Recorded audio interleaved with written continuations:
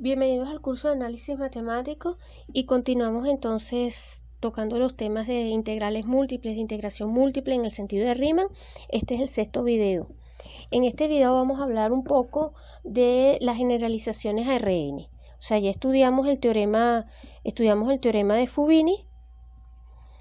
Y acuérdense que el teorema de Fubini lo que nos establecía era que si nosotros tenemos una región omega, por ejemplo en R2, y esa región no era otra cosa que un rectángulo particularmente, entonces esto, digámoslo así, esto se puede mirar como la integral iterada. Integral de AB hasta CD, f de xy, de y de x, y que esto era exactamente lo mismo que calcular, por ejemplo, esta que está acá. CD AB, f de xy, de x, de y. ¿Ok? En Rn existe una generalización del teorema de Fubini. En Rn no solo existe una generalización de eso, que sí yo los invito a que consulten la literatura, sino que en Rn uno puede en determinados casos trabajar coordenada a coordenada. Si ustedes consideran la proyección, o sea, en Rn, si ustedes consideran, vamos a llamar pi sub k a los pares x1, xn pertenecientes a Rn, tal que xk vale 0, ¿ok? Vamos a pensar en ese plano. Entonces, un conjunto contenido en Rn, uno puede mirar, digamos, uno puede definir para un conjunto en Rn, uno puede definir, definimos o llamamos o denotamos, como ustedes quieran, sk a la proyección késima de S. ¿Ok? O sea, esta es la proyección en el hiperplano coordenado. ¿Ok? Lo que estoy diciendo es que en este caso, que si X está en SK, entonces un valor de acá, esto evaluado en X, no va a ser otra cosa que X1, y en la késima coordenada coloco 0, acá sigo, y en las otras coordenadas lo dejo igual, ¿no? Ahora, ¿qué pasa? Que las propiedades de S las hereda SK. Por ejemplo, si S es con eso, vamos a obtener que este conjunto también va a ser con eso en la késima coordenada. Y si SK es compacto, vamos a obtener que este conjunto también va a ser compacto. Este es con eso. Estoy escribiendo tratando de que se lea, no se vea. Y este es compacto.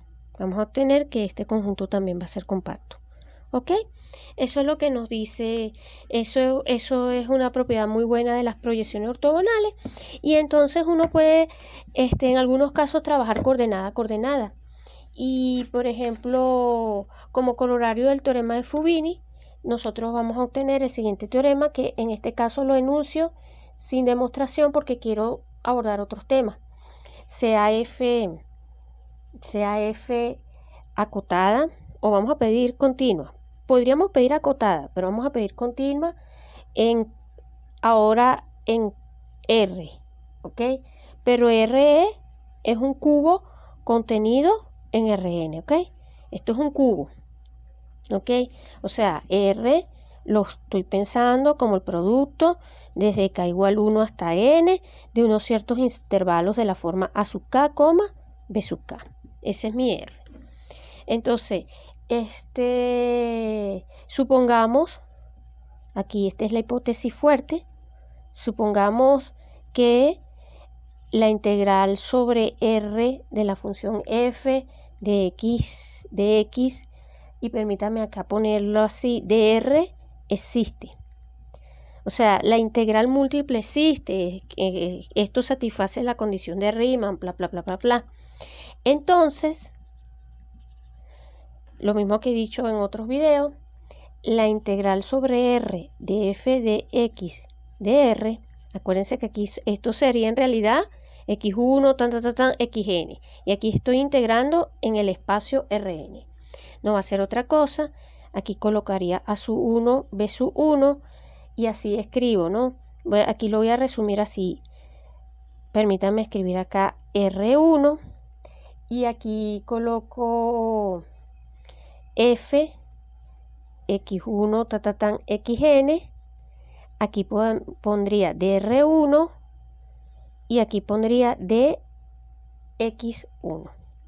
Es decir, que yo puedo ir trabajando, ir separando coordenada a coordenada y así sucesivamente.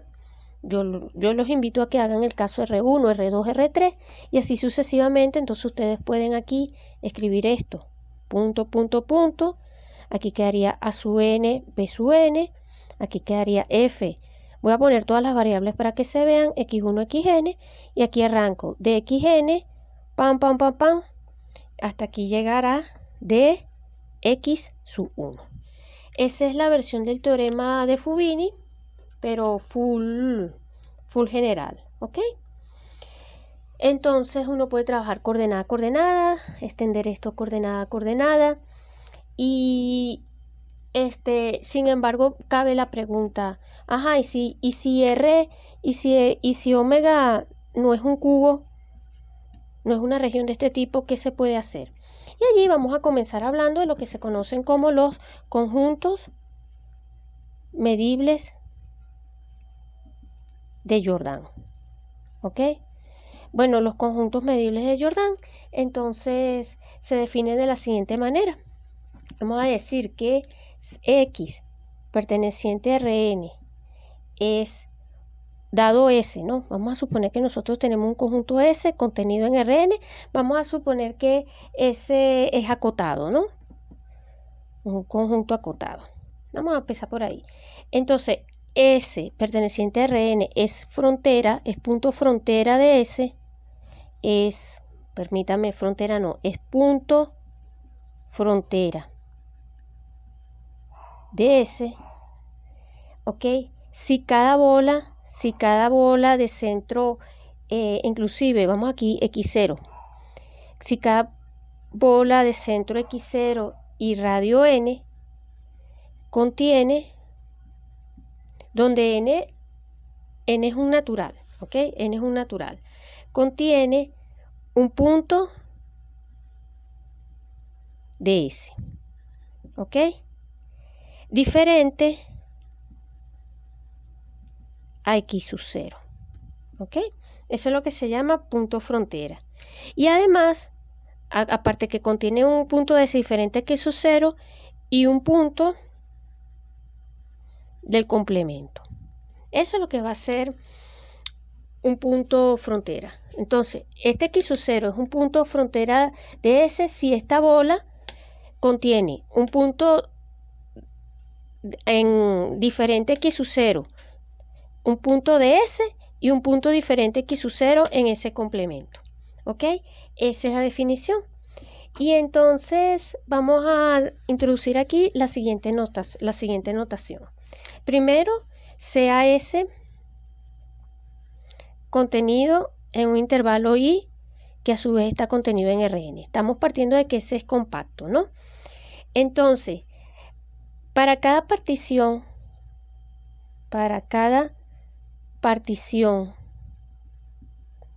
vamos a llamarla P, perteneciente al conjunto de particiones sobre el intervalo I, vamos a denotar J sub P de P con respecto a S a la suma de las medidas,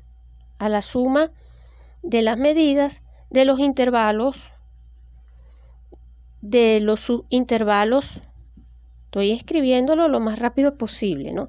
De los subintervalos de P que contienen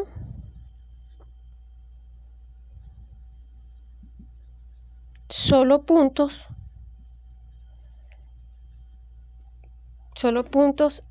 interiores de S. ¿Ok?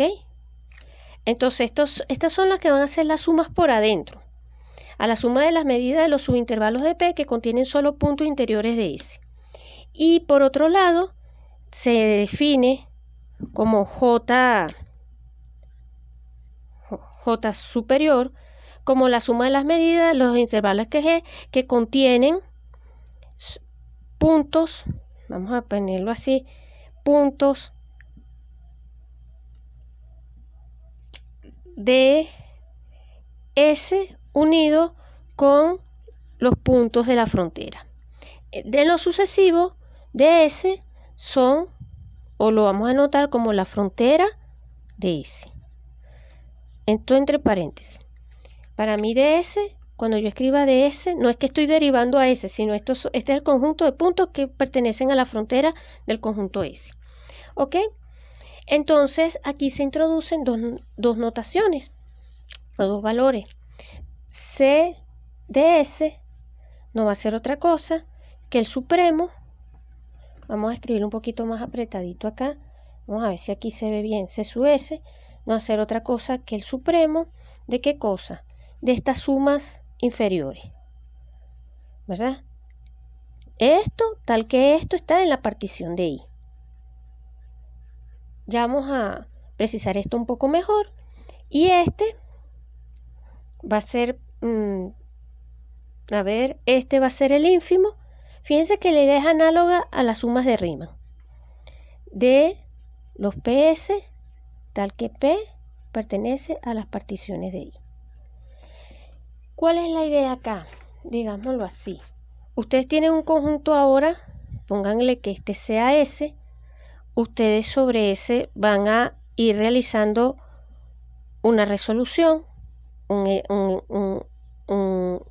van a tirar una malla. Entonces se van a ir quedando, supónganse, vamos a hacer la aproximación por adentro. Se van quedando con los conjuntos que están por dentro. Ya ustedes ven la idea, no los voy a colorear todo porque si no me quedo sin marcador. Para esta resolución yo hago esta primera aproximación, hago una resolución mucho más fina, pongámosle, y entonces me quedaría con cosas más, voy aproximándome por adentro, ¿ok? Pongámosle, y así, entonces uno se va aproximando, por ejemplo, por adentro, y para el mismo S construye las sumas por afuera, tira la malla, ¿verdad? Pongámosle, y entonces se va quedando, pongámosle que esta sea la malla, con los rectángulos, o sea, con todos estos rectángulos que se van comiendo al conjunto. Voy a dibujar solamente los bordes de afuera porque si no, no se va a ver nada. Consideraría, por ejemplo, todos estos rectángulos y todos estos que están aquí adentro. Y ahí me comía S, por exceso y por defecto. Entonces, cuando yo tomo el supremo de las sumas que van por adentro y el ínfimo de las sumas que dan por afuera, esas son como eso es análogo a las sumas parciales de Riemann, solo que ahora estoy mirando sobre el conjunto S. Bueno, nosotros vamos a decir que S es medible en el sentido Jordan, es Jordan medible, ¿verdad? Es medible Jordan si ocurre que estas dos cantidades son iguales. Si esta cantidad de aquí es igual a esta cantidad acá. Si estos supremos coinciden con estos ínfimos. Para un conjunto S, por supuesto. Entonces, un primer teorema que yo quiero enunciar rápidamente y espero que poderles demostrar es el siguiente. Teorema, supónganse que S está contenido en Rn y es acotado, ¿ok? Y de S es su frontera.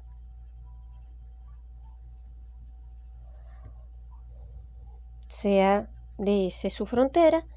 Entonces, una primera cosa que hay que precisar acá es que esta cantidad, cuando se calcula sobre la frontera, no va a ser otra cosa que esto menos esto. ¿Ok?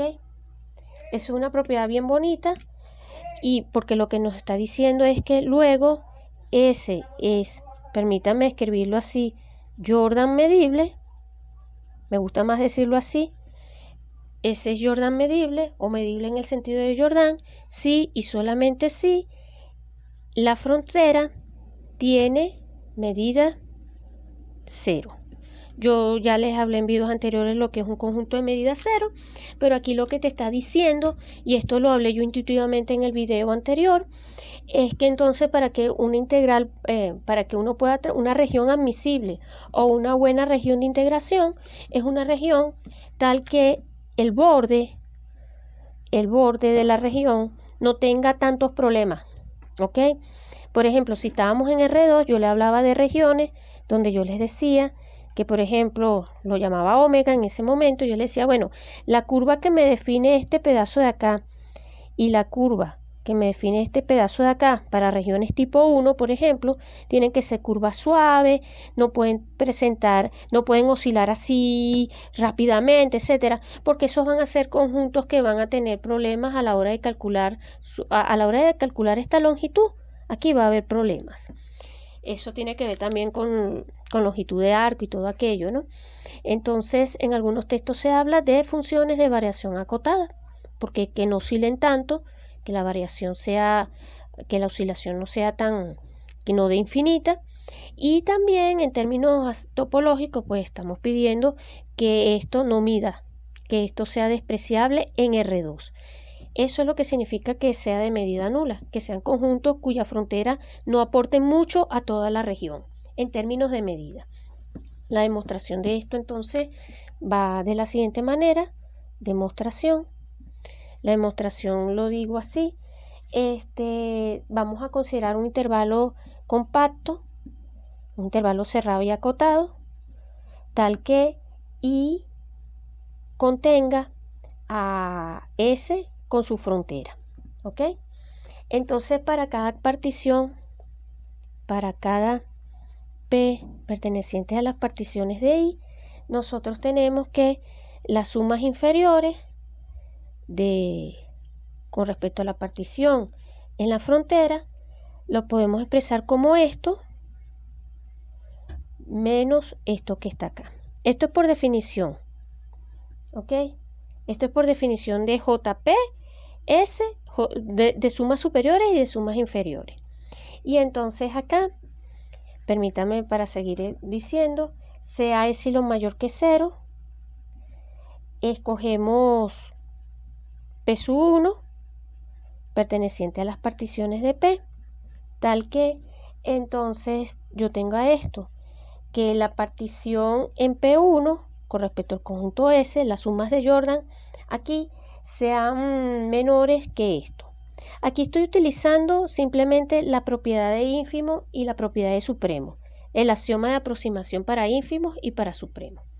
Esto lo puedo hacer y por otra parte, sea IP2, escogemos P1 y P2 perteneciente a las particiones de I, tal que entonces ahora la suma inferior sea mayor que C, el ínfimo acá, menos epsilon medio. Esto nuevamente aplicando la definición de ínfimo y de supremo. Y ahora nuevamente definimos P como la unión de P1 con P2. Esto P va a ser un refinamiento de esto, de P1 y P2. Y entonces vamos a obtener lo siguiente. Vamos a concluir entonces que esto, lo escribo así, va a ser menor o igual que esto. Por definición, repito, de quién es este. Este es el ínfimo de todas las sumas de este tipo. Y esto no va a ser otra cosa, esto va a ser igual a esto, P1 de S menos J, y aquí pongo P de S, y aquí esto va a ser menor o igual, este lo dejo igual, P1, S, y este de aquí va a ser la suma inferior, acá, inferior de P2, S. Perdón, acá, déjenme ver un momentico. Perdón, P1 no, aquí todavía es P. Aquí estoy trabajando con mi partición P. porque estoy trabajando sobre P. Aquí sí entonces puedo colocar P y P por la propiedad anterior que les puse. Vamos a dejarlo así, P y P. Y aquí sí utilizo el hecho de que P es P1 unido con P2. Entonces aquí me quedaría P1 y P2. Y esto va a ser menor que esta suma, este valor, perdón, menos este valor más epsilon. Así es la acotación. Y bueno, listo, ¿no? Porque ya con esto estaría concluyendo entonces, haciendo epsilon tender a 0, estaría obteniendo la identidad. Luego esto implica que esto no va a ser otra cosa que esto menos esto que está acá. Si hago este epsilon chiquito, tender a 0, obtengo esta identidad analítica. ¿Ok? Obtengo esta igualdad analítica. Y bueno, con eso entonces termino este primer teorema. Y en un segundo video entonces vamos a ver lo que significa funciones Riemann integrables. Sin embargo, déjenme decirles que acá, ya para ir cerrando, nosotros vamos a demostrar que F va a ser Riemann integrable con respecto a S, si S es medible Jordan. Si S es medible Jordan, la función va a ser Riemann integrable, adelantando un poco esto, si y solamente si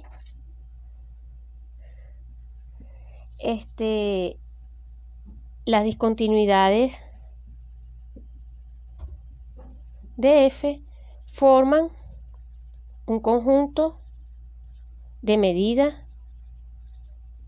0. Eso es lo que vamos a ver en un futuro video.